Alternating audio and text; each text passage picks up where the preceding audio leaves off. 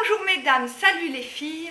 Alors, comment s'accepter et s'aimer physiquement? Il y a d'ailleurs un livre qui le résume très bien, je vous mettrai le lien, c'est la méthode. Bon, n'hésitez pas à mettre pause pour noter. Il faut aussi que vous trouviez une phrase que vous allez écrire et apprendre par cœur pour contrecarrer les pensées négatives de vos proches, parce qu'elles vous affectent considérablement. Et eux aussi, ils ne font pas exprès, c'est dans leur chemin de vie, mais ils vont, au lieu de vous soutenir et de vous encourager, ils vont avoir le réflexe de vous renvoyer une image négative. Il faut que vous trouviez, avec vos propres mots, une phrase qui va à peu près être comme ça. Par exemple, quelqu'un va vous dire « Ah bah dis donc, tu pourrais t'habiller mieux quand même » ou « Ah bah dis donc, tu pourrais faire un effort ». Vous voyez, comme ça c'est un petit peu général, ça englobe plusieurs thèmes. Vous pouvez répondre « Cela me blesse quand tu me dis ça. J'ai entrepris un travail sur moi pour évoluer dans le positif, pour aller mieux.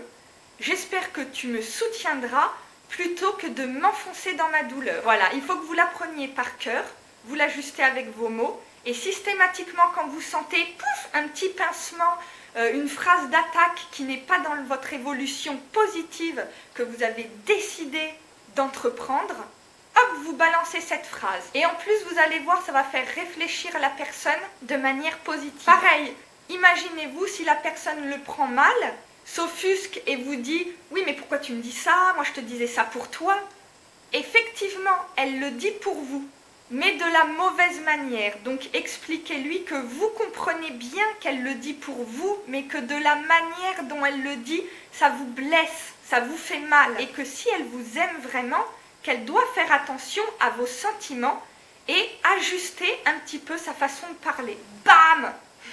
Il faut que vous vous respectiez. Si vous vous respectez vous, les autres vous respecteront. Et si dans votre passé, des personnes ne vous ont pas respecté, essayez d'analyser ça, essayez de voir pourquoi, essayez de voir comment vous pouvez vous en défaire. Et vous savez, il est très important de s'entourer de professionnels si vous sentez une véritable souffrance qui vous empêche d'avancer et d'évoluer dans votre vie, mais n'hésitez pas à consulter par exemple soit un coach ou soit un psychologue spécialiste des troubles du comportement. Celui qui est fou, ce n'est pas celui qui va chez un psy, c'est celui qui a des souffrances qui l'empêchent d'avancer et qui ne va pas consulter un professionnel. Donc j'espère vraiment que ça vous aura aidé, que vous mettiez ce que je vous dis par écrit et avec vos mots à vous. Ça va rentrer dans votre cerveau, vous allez communiquer avec lui et l'orienter dans la bonne direction. Orientez votre attitude et votre cerveau vers le positif. Vous le devez, vraiment. S'il vous plaît, aimez-vous. C'est trop important pour passer à côté. On n'a qu'une vie.